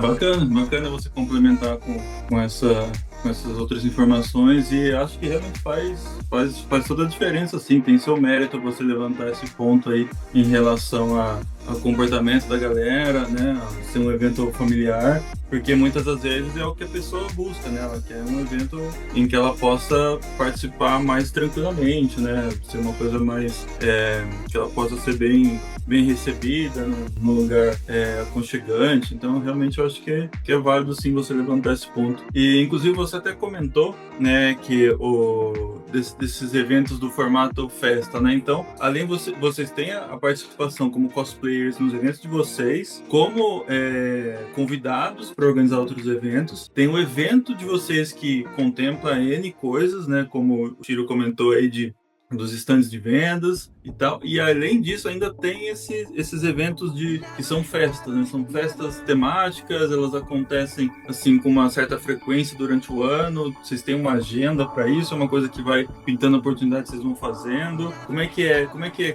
funciona esse formato de festa, né? Tipo uma balada? Como que a galera, por exemplo, só vai a galera de cosplay ou a pessoa pode ir civil mesmo, né? Por assim dizer. Excelente pergunta, Mike. Olha, a gente no geral faz 2 ou 3 eventos grandes no ano. Ano passado foram 3. Esse ano a gente tá engatilhando para ser 2 ou 3, vai depender de algumas variáveis. E aí, pro pessoal acompanhar, é melhor estar no nosso Instagram lá, @otakunoie_eventos, para ficar por dentro de tudo. Festas, a gente tinha começado a fazer uma periodicidade de 2 em 2 meses, mas o lugar que a gente fazia não tem mais essa possibilidade. A gente trocou por um novo, fizemos um teste em dezembro, deu super certo. Para nós foi muito positivo, para a dona do espaço foi muito positivo. Já rodamos um em janeiro, estamos rodando um em fevereiro, que é o nosso Naruto, né? Que é o nosso carnaval com Naruto. E provavelmente da hora. De festas mais presentes. Só que qual que é o diferencial da nossa festa? É festa pra velho, Mike.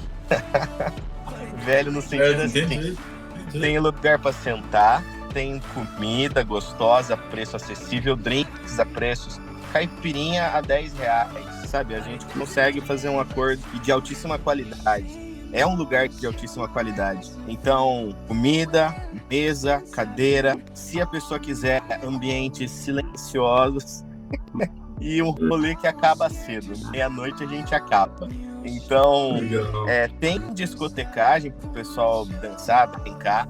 A gente faz concurso cosplay também dentro, não precisa estar de cosplay, mas no geral a gente tem a presença, eu diria que uns 20% do público no geral vai de cosplay. Então é legal que a gente faz o concurso, acaba brincando, tudo mais. E rola muito karaokê.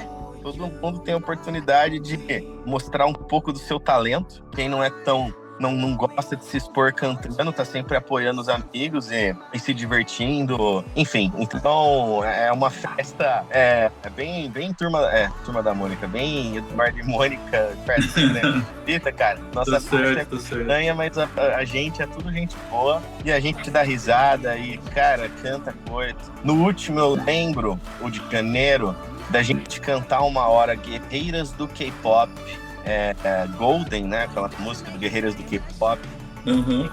As pessoas entrando numa vibe e pulando e cantando e gritando e dançando Guerreiras do K-Pop, que não sei se vocês já assistiram. Eu achei que ia ser um filme meio, sei lá, tipo esses filmes da Barbie, nada contra, mas achei que ia ser mais ou menos nessa vibe. Mas é um filme muito bom, inclusive, Guerreiras do K-Pop. Cara, então o pessoal acaba empolgando bem, é bem divertido. Vou sair entregando aqui já, mas muito me surpreende que o Matos se lembre de alguma coisa dessa festa.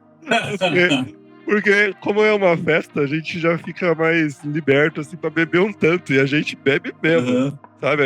A gente se diverte nessas nossas festas. Como o Matos falou, é uma festa pra gente mais velha, né? Tipo, a gente gosta de ter a cadeirinha pra sentar e tomar nossa tranquilo lá. Mas tem o público jovem também, o pessoal dança, karaokê. Além do concurso de cosplay, tem o concurso do karaokê também. Então, o pessoal vai lá, tem uns caras que cantam muito bem, que vai lá sempre. A gente costuma levar videogame também, então tem uma área lá que o pessoal joga um videogame, às vezes tá dançando lá um Just Dance, que é um rolê mais festa, mas também é videogame. Então, é um rolê diferenciado que o nosso público tá gostando bastante. O pessoal lá que cedeu espaço pra gente nessas últimas 2 edições estão gostando bastante, estão elogiando bastante. O público que frequenta esse espaço normalmente já ficou curioso com o nosso evento, já entrou para curtir, então a gente está atraindo um público diferente lá também. Então esses eventos estão sendo bem legais pra gente.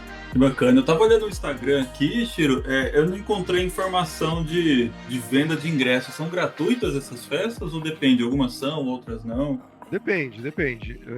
Normalmente esse que é a festa de músicas e tal, esse tem ingresso pago, é um ingresso bem baratinho, só pra gente pagar os nossos custos mesmo. Claro. Normalmente os nossos eventos grandes, que é aquele lá que tem todas as atrações e tudo mais, esse também tem que ser com ingresso, não tem como a gente fugir disso. Mas os eventos que a gente participa por fora, só com cosplay, normalmente são abertos ao público.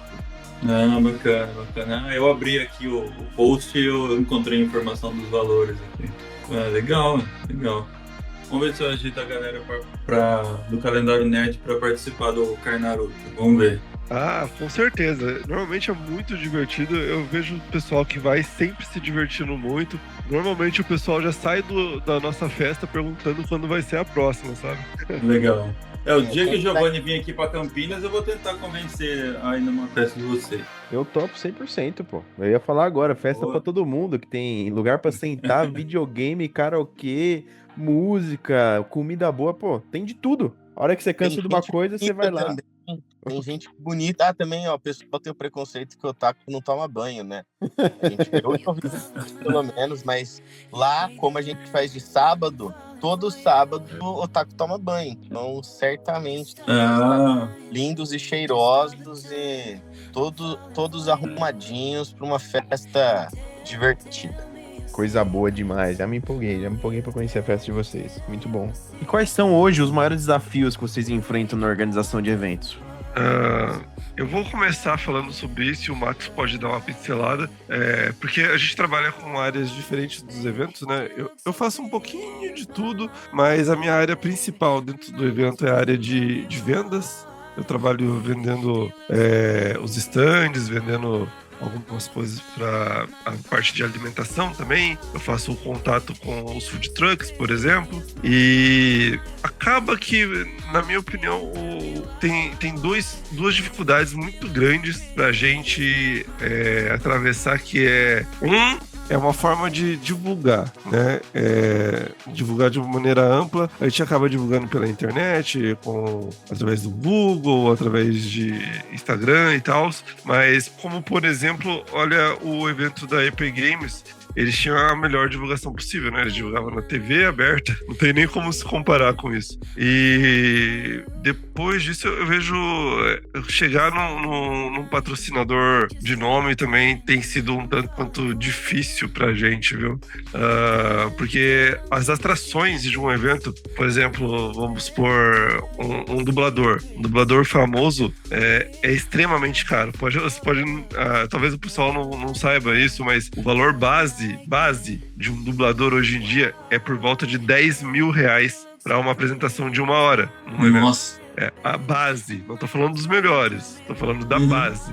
E, então imagine um evento que tem um ingresso lá de R$30. Quantas pessoas não tem que trazer para um evento para pagar uma atração de R$10.000? E agora eu te pergunto, quantas pessoas iriam nesse evento só para assistir essa atração, sabe? Tipo, tem essas dificuldades aí que não aparenta também. E sem falar que o evento tem dezenas de custos que o pessoal também não vê. Além da atração, tem outras dezenas de custos. Às vezes a alocação do espaço, cuidados com segurança, com cuidado de saúde, né? Eventos de determinado tamanho requer uma ambulância ou um ambulatório, algo assim, e os gastos nessa área também são bem grandes. Então, conseguir um patrocinador de nome para conseguir suprir alguns desses gastos é a parte que é difícil e que pode fazer o evento dar muito bom ou dar muito ruim, sabe? O Matos pode completar aí o que eu passei. Eu concordo com o Chiro e eu vou trazer uma polêmica, então. Eu acho que um dos desafios que a gente enfrenta envolve um pouco do o posicionamento que a gente escolheu, né? A gente escolheu esse posicionamento mais familiar. Então, isso significa que a gente não gosta de fazer algumas práticas... Cara, eu vou ser muito polêmico, tinha que ter um advogado comigo real. A gente não gosta de algumas práticas que alguns eventos fazem, de mentir, não é mentir, né? Às vezes até a pessoa realmente acredita no que ela fala, não tenho certeza. Mas a gente é muito preciso com os nossos parceiros, com os nossos patrocínios eventuais. Então a gente não fica vendendo coisas que não são reais. Eu vou dar uma contextualizada no que ele quis dizer, e daí ele continua com a história dele. Mas a gente costuma ser realista com o tamanho do nosso evento quando a gente vai vender para um standista, um food truck ou um patrocinador. O nosso evento ele já foi o maior de Campinas e região. Tá? A gente já teve evento de 4.000 pessoas, mas essa não é uma realidade mais nossa.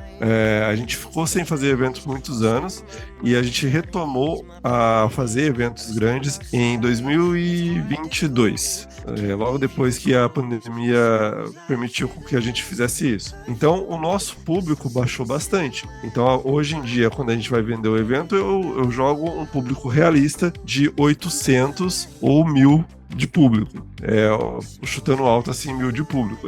Esse é um público realista pra gente. E alguns organizadores de eventos vão fazer, inflam esses números para conseguir vender melhor os seus eventos.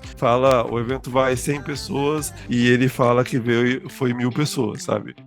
Ele sabe que o evento dele é um evento para 100 pessoas e ele fala pro estandista que o evento dele vai ter 1.000 pessoas lá para vender essa vaga pro estandista. E essa é uma prática que a gente abomina, a gente não acha legal, porque os nossos parceiros são parceiros de longa data. Os estandistas que estão trabalhando com a gente hoje em dia, a gente já conhece há décadas, literalmente. Então não é uma coisa legal, a gente não faz esse tipo de coisa. E o Matos tem história para contar aí com relação a isso. O que eu ia dar de exemplo disso que o Chiro disse, né, quando a gente é muito sincero em relação aos nossos números, às conquistas que a gente tem, é de, por exemplo, tem parceiros nossos que já são parceiros há muito tempo. E aí eu vejo um outro player chegando, prometendo o mundo para esse parceiro. Aí esse parceiro traz benefícios para esse outro player, que para nós, por exemplo, nunca foi aberto. Só que é baseado numa mentira, sabe? E aí depois vem a frustração e tudo mais. Então eu acho que um desafio que a gente tem é esse crescimento sustentável, que é, de novo, é o posicionamento que a gente escolheu. Então a gente está colhendo o fruto da nossa escolha. Então a gente vem, pós-pandemia, né, de 22 para cá, a gente vem crescendo de uma forma orgânica e constante. A gente teve já momentos de maior investimento e menos investimento para se adequar à realidade do que a gente está vivendo. E esse crescimento, ele muitas vezes não é exponencial, do jeito que eu vejo alguns players tentando fazer ou fazendo, porque a gente é muito pé no chão em relação ao que a gente promete para parceiros, para patrocinadores, para locação, enfim. Esse é um desafio que eu vejo. E outro desafio que eu vejo é o público, de uma forma geral. De novo, o nosso público acaba sendo filtrado ao longo de vários eventos nossos, entendendo como que é o nosso estilo de funcionamento. Só que o cosplay, por exemplo, envolve muito ego. E por mais que a gente tenha os sistemas literalmente mais avançados de análise, de critérios, de objetividade, sempre vai ter um fator subjetivo, ponto, sempre vai ter. E existe a gente tem melhorado muito isso também, mas existe às vezes um não entendimento de que a gente busca fazer as coisas da forma mais imparcial possível, mais objetiva possível. E aí a gente tem situações de, por exemplo, a pessoa participou de um concurso nosso e ganhou. Aí tá tudo bem. Essa mesma pessoa participa num segundo momento e não ganhou. Aí xinga que a organização tá roubando. Então, a gente trabalha como o cosplay envolve muito ego, às vezes a pessoa não entende o porquê ela não venceu. E aí, na hora de pedir o feedback pro jurado, aí é o fator humano do negócio, né? Então a gente tem um esforço contínuo em mostrar quais são os critérios, em pedir o feedback do jurado, em resolver as coisas o mais bem resolvido possível, conversar individualmente com as pessoas para sempre ter uma boa resolução. Só que sim, não é só o nosso, tá? Outros concursos da região, concursos de São Paulo, concursos do planeta inteiro, vai ter gente achando que foi roubado, que foi tendencioso, que o jurado aquilo. Só que a gente busca jurados qualificados, a gente busca critérios objetivos, a gente busca um debate não só quantitativo, mas qualitativo. Então a gente tem toda uma metodologia para deixar o mais preciso e imparcial possível. E aí, a gente, no ano passado, se você ver no nosso Instagram, deve ter isso em algum lugar, a gente fez o ranking de todos os concursos que a gente rodou para mostrar que se a gente tivesse uma tendência, né, se fosse tendencioso em fulano sempre ganhar, então ia ter alguém com 30 medalhas. Só que não foi o que aconteceu. A pessoa que ficou em primeiro, acho que ela ficou em primeiro em 4, 5 concursos ao longo do ano inteiro, de dezenas, e ela ficou em primeiro. E várias pessoas ganharam medalha ao longo do ano, pessoas diferentes ganharam medalhas ao longo do ano. Então, a gente tem um esforço de comunicação meio grande de demonstrar que as nossas iniciativas e aquilo que a gente faz é do que existe, óbvio que tem sempre espaço para melhorar, não estou negando isso, mas atualmente é do que existe de mais sofisticado para ser a melhor versão possível. A mais justa para todos, a mais divertida para todos, porque o Chiro também falou isso. Num concurso nosso, 90% tá indo para brincar e se divertir. Uns 10% tá indo para competir. E é legal competir, tem premiação, enfim. Só que às vezes um desafio é esse, é como a gente consegue comunicar para a pessoa, sabe, toda essa bagagem que a gente tem, todo o trabalho que dá fazer um negócio desse, porque tem gente que acha que é só jogar no Instagram, divulgar e fazer o concurso. E é muito mais trabalhoso do que isso. Legal, é bom ouvir que é uma coisa que tem algumas camadas aí de complexidade, né? Não é como você falou aí de só postar no Instagram e já era. Mas é bacana, tenho certeza que muita gente não sabe que tem esse nível aí de esforço para fazer um concurso cosplay ou até mesmo ter cosplayers no seu evento, né? Posso contar um caso super rápido de 30 segundos? Claro. Teve uma vez que uma pessoa queria nos levar para fazer o cosplay, a gente passou, como o Chiro falou, a gente tem um orçamento de novo, a gente não quer ganhar loucamente em cima disso, mas existem custos de transporte, de mobilização de pessoas, de equipe, de comida, e a gente, no mínimo, pede que esses custos sejam saciados por quem quer que a gente faça ação lá. Aí a pessoa negou, porque achou que era 100% de graça, vamos trocar pela divulgação. E, cara, de novo, tem custos materiais para rodar. Negou e falou, vou fazer eu mesmo. Aí a pessoa tentou fazer sozinha, sem a gente, sem nosso suporte, sem do jeito que a gente faz. Primeiro que o quórum, a gente sempre consegue levar, quando tem um concurso, a gente no mínimo leva 30, 40 cosplayers, no mínimo, em evento em cidades menores e com menos tempo de divulgação, enfim, até centenas de pessoas de cosplay especificamente. E nesse caso, a pessoa fez sozinha, ela conseguiu 2 ou 3 cosplayers, nem teve concurso, nem foi pra frente, justamente porque eu acho que às vezes a pessoa tem uma visão de fora, que é muito fácil fazer isso, eu vou jogar no Instagram, vou dar uma impulsionadinha, vou colocar um prêmio e as pessoas vão participar. E de novo, o buraco é um pouco mais embaixo. Existem um checklist relativamente extenso de coisas que tem que ser feitas na hora que tem que ser feitas e já ter uma experiência em lidar com cada desafio que surge, porque tem respostas que a gente tem que já são prontas, cara, porque a gente já sabe mais ou menos o que pode acontecer, sabe? Boa. Não, acho que fez muito sentido aí o complemento que você colocou. Porque tem o negócio, né? Tipo, a galera olha de fora, acha que é simples e vou fazer igual. Aquele lance, é o lance do sobrinho, né? Eu vou pedir pro meu sobrinho fazer. Exatamente. Eu sou tatuador e o tempo todo eu vejo aqueles lá, profissional ia cobrar 1.000, mas eu conheço um cara que faz por 200. Isso aí tá em todas as camadas da sociedade, o que parece, né?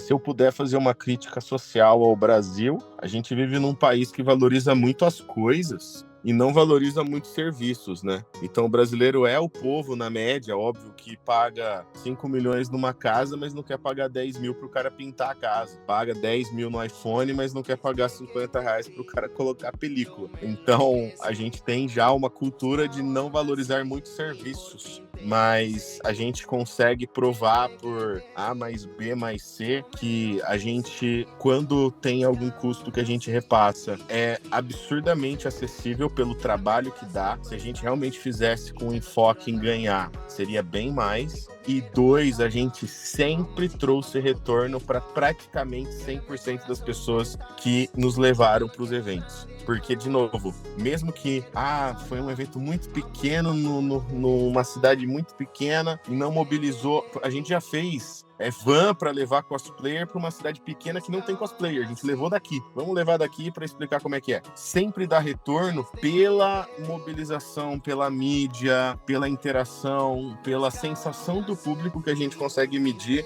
pós-cosplay, sabe? Então, de novo, tem atrações aí que cobram milhares, dezenas de milhares, que quando você pergunta o que a pessoa mais curtiu no evento, às vezes o cosplay é o top 1 da pessoa. Não é falsa modéstia nossa, não, mas nem querendo inflar muito ao nosso lado, mas é muito frequente, é muito comum você ir num evento que a gente tá lá organizando, que tem cosplay, e o momento do cosplay é disparado o momento que mais tem gente assistindo no palco, né? É o momento que mais junta a galera, que mais gera foto, que mais gera engajamento, mesmo não sendo claramente o maior gasto do evento, né, com a gente. Não, eu acho que tem que pontuar sim, Chico. Eu acho que tem um mérito de vocês aí, realmente é significativo o quanto isso é relevante. Tanto que eu vejo que se não fosse uma coisa que engaja, né, que traz esse destaque, vocês não estariam fazendo eventos fora do contexto do nerd, do otaku. Às vezes não teriam ido pro Hopi Hari, por exemplo, se o cosplayer não tivesse o impacto que tem. Giovanni, quer pontuar alguma coisa? Só pontuar aí que achei fantástico tudo que vocês trouxeram. Dá pra ver que tem muita paixão envolvida da parte de vocês, a atenção que vocês prestam aos cosplayers, essa parte de dedicar e pensar no bem-estar não só do público, mas dos expositores e dos cosplayers participantes do concurso de vocês. Isso é um diferencial muito grande, muito legal o trabalho de vocês aí, pessoal. Gostei de ouvir tudo isso que vocês contaram. Obrigado, Giovanni. A gente realmente faz com muito amor, cara.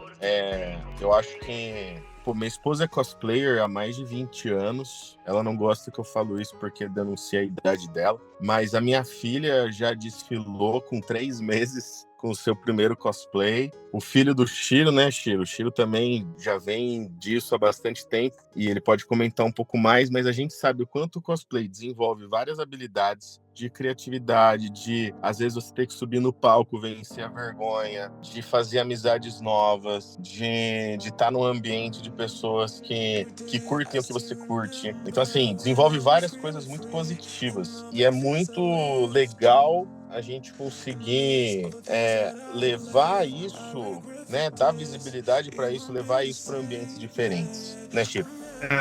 A gente fala muito dos perrengues de trabalhar com cosplay e tudo mais, mas traz muitos momentos de alegria pra gente também, viu? É uma coisa que a gente gosta bastante.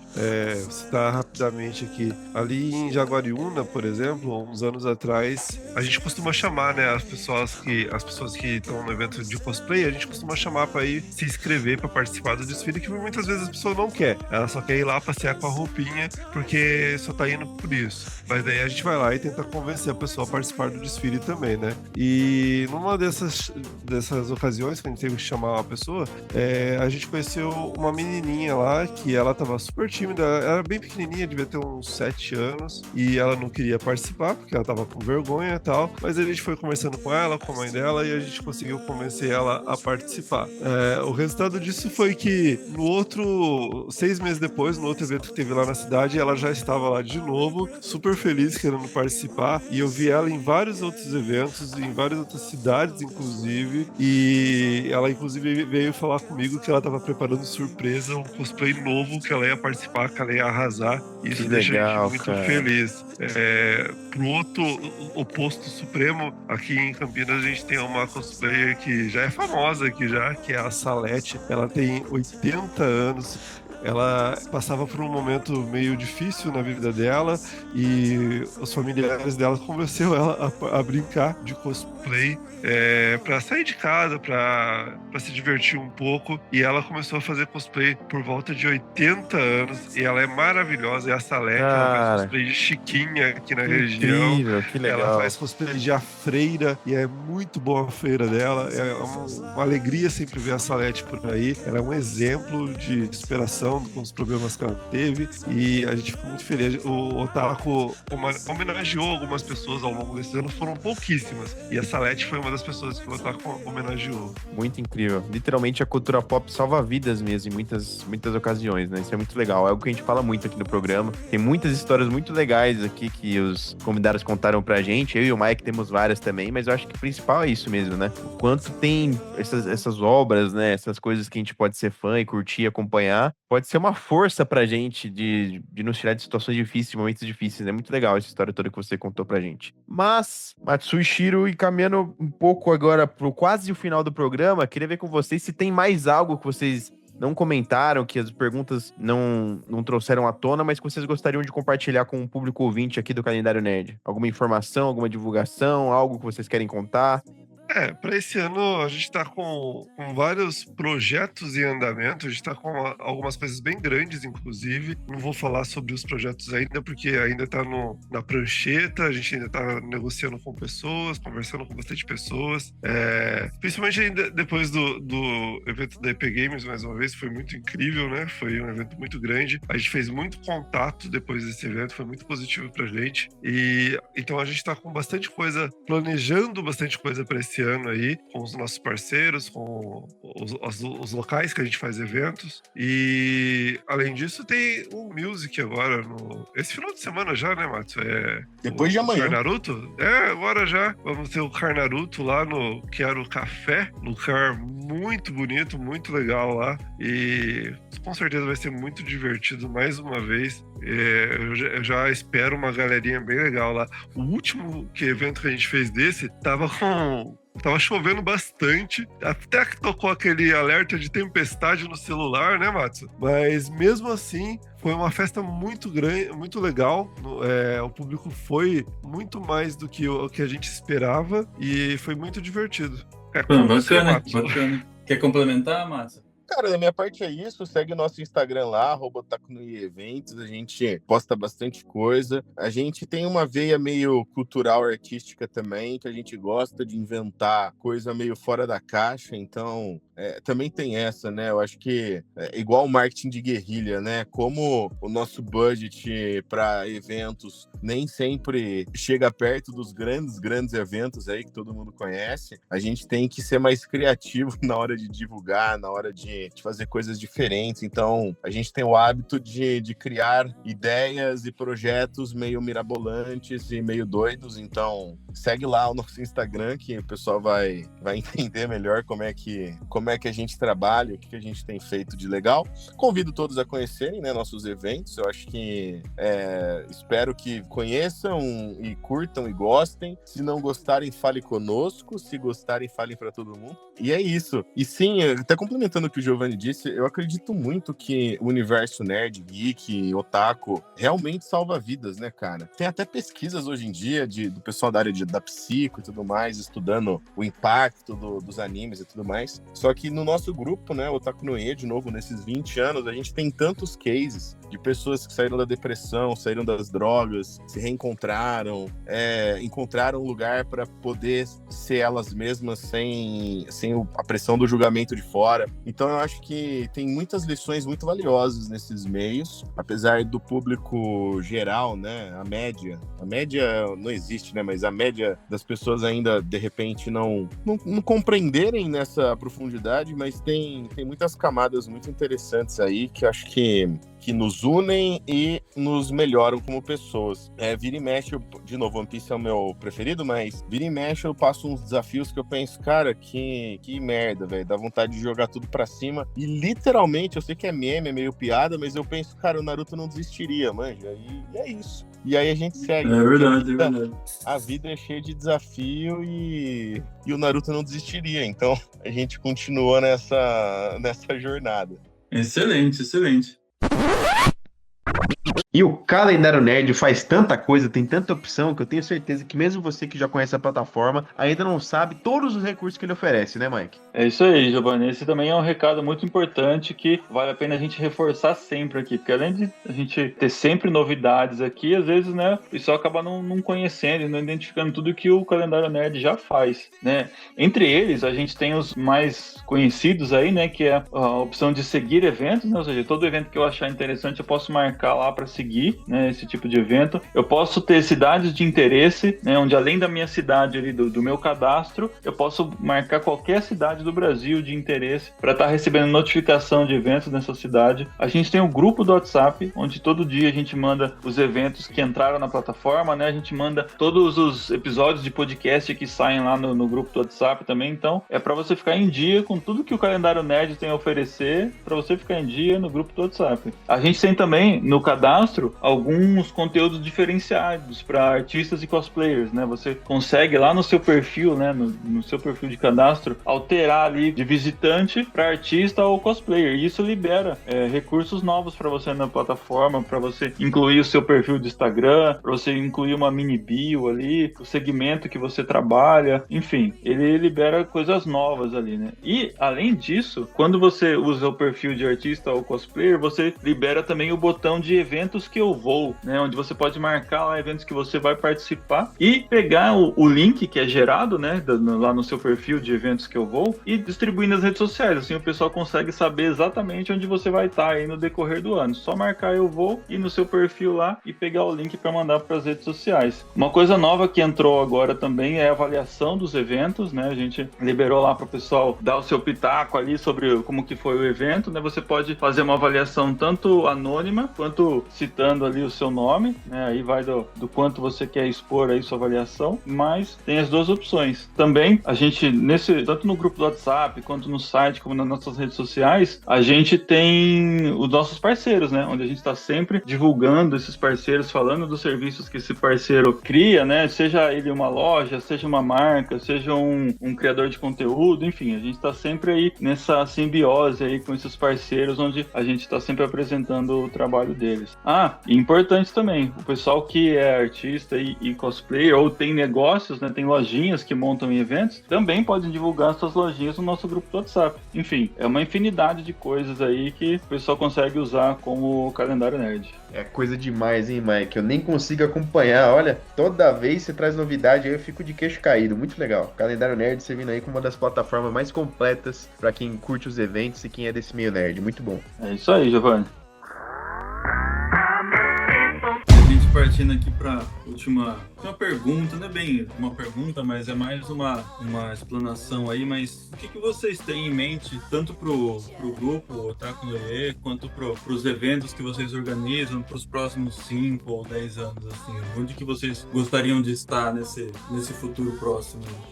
Ó, a gente tem uma intenção de crescer, é claro, né? Toda pessoa que trabalha com esse tipo de coisa almeja crescer, mas como o Matos falou, a gente quer crescer de uma maneira saudável, né? Quer crescer trazendo a galera com a gente. O Otaku, nossa origem, nosso core, para assim dizer, tem muito do grupo. A gente precisa dos nossos voluntários, que são amigos nossos, que estão aqui em casa fazendo um churrasco com a gente pra gente conseguir tocar pra frente. Não é uma... O Otaku não é uma empresa, mas é uma empresa muito familiar, né? Tipo, a gente precisa dessa comunidade pra conseguir tocar pra frente. E a gente almeja assim crescer. Era um plano nosso crescer de maneira mais regional e não ficar só em Campinas. A gente começou agora nos últimos anos a trabalhar mais regionalmente, né, com cosplay, e quem sabe levar os nossos próprios eventos no âmbito mais regional, com um parceiro que proporcione isso pra gente, talvez seria onde eu gostaria de estar daqui a uns anos.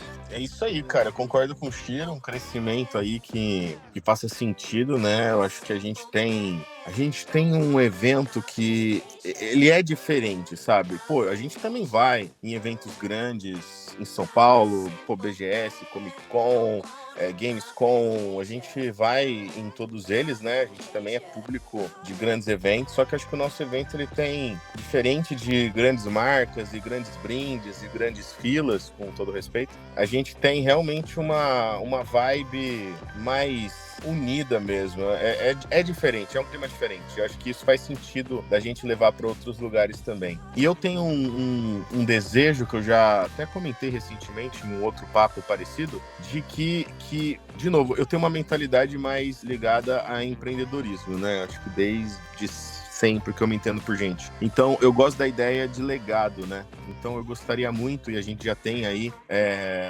uma raiz para isso e alternativas para isso. Eu gostaria muito da sensação de que o Otaku perdure até quando nós não estivermos mais aqui, sabe? Então, pô, já passou 20 anos, eu acho que tem de tudo para ter mais 20, e talvez mais 20 depois disso, e sei lá, daqui 80 anos tá celebrando os 100 anos de grupo, quando claramente nós não estaremos mais aqui. Então eu gosto dessa ideia de criar estruturas e formas sustentáveis de funcionamento que perdurem para além da nossa própria existência. Então eu gostaria que o grupo também crescesse não só de forma sustentável, mas de uma forma também menos dependente, sabe? Que a gente consiga permitir que o grupo cresça sem necessariamente depender de nós o tempo inteiro. Uma coisa que eu falo bastante pro Shiro e pra Andy, é o que eu penso em todos os negócios que eu faço parte, e eu acho que também faz sentido nesse contexto. Excelente. Adorei as colocações. Muito bem, Mike. Que papo gostoso, hein, cara? Aprendemos todos os detalhes, mistérios e informações sobre o universo cosplay, né? Muita novidade pra mim. Eu conheço muitos cosplays, já tirei muita foto com cosplay, tenho amigos que são cosplayers. Eu mesmo já brinquei de cosplay algumas vezes, mas todo esse nível de detalhe, entender um pouco mais desse universo de concursos, eu não sabia. Não sei você, Mike, então tô saindo daqui muito feliz. Quero agradecer aí pelo tempo e pelo bate-papo tão legal e tão aberto e cheio de informações interessantes, histórias mágicas que o Shiro e o Matsu trouxeram aqui pra gente. Valeu, pessoal. São bem-vindos pra voltar quando quiserem aqui no calendário. Opa, foi uma grande honra. Foi um prazer falar com o pessoal sobre isso, né? É a raiz do Otaku A raiz do Otaku no E buscar amigos pra conversar sobre essas coisas, falar de anime, de evento. Então é sempre legal participar de conversas assim. Cara, também muito agradecido pelo convite, espero que vocês tenham curtido, quem tá escutando aí também participem aqui dos nossos eventos, conectem-se com a gente. Mike, Giovanni, obrigado e por favor, estejam super convidados à vontade também para estarem nos eventos que a gente estiver. O próximo não é tão longe de você, hein, Giovanni? O próximo é o Otaku Music aqui daqui 2 dias, mas depois a gente vai fazer Osasco, cara, é pertinho daí, cara. Olha, bom saber, hein, cara. É um pouco mais perto mesmo, hein? Vou estar de olho no Instagram de vocês lá pra poder me programar. Fechou, gente. Obrigado. Vamos lá, Mike. Manda os recados finais aí pra gente. É isso aí, pessoal. Então, antes da gente finalizar, agradecer também aqui ao Shiro e ao Matsu pelo tempo, né, pela disponibilidade que eles deram de estar contando um pouco pra gente sobre o universo dos eventos que organizam, né? A gente falou bastante sobre o universo cosplayer aqui, que tem realmente muita novidade pra mim, coisas que eu só tinha ouvido falar. Eles deram uma explicação muito bacana aqui de como funciona. Enfim, realmente foi muito, muito, muito informativo. Espero que o pessoal que esteja ouvindo tenha aproveitado tanto quanto a gente adorou realmente tudo que a gente ouviu aqui, né? A gente vai também se organizar com o pessoal do Calendário Nerd para estar nas festas aí que o pessoal vai organizar, né? E realmente logo a gente está batendo na porta aí do Chile e do Márcio aí para fazer um barulho lá nos eventos deles. E a gente deseja a todo mundo aí um bom dia, uma boa tarde, uma boa noite. Ficamos por aqui e nos vemos no próximo Calendário Cast. É isso aí, pessoal. Até a próxima. Tchau, tchau.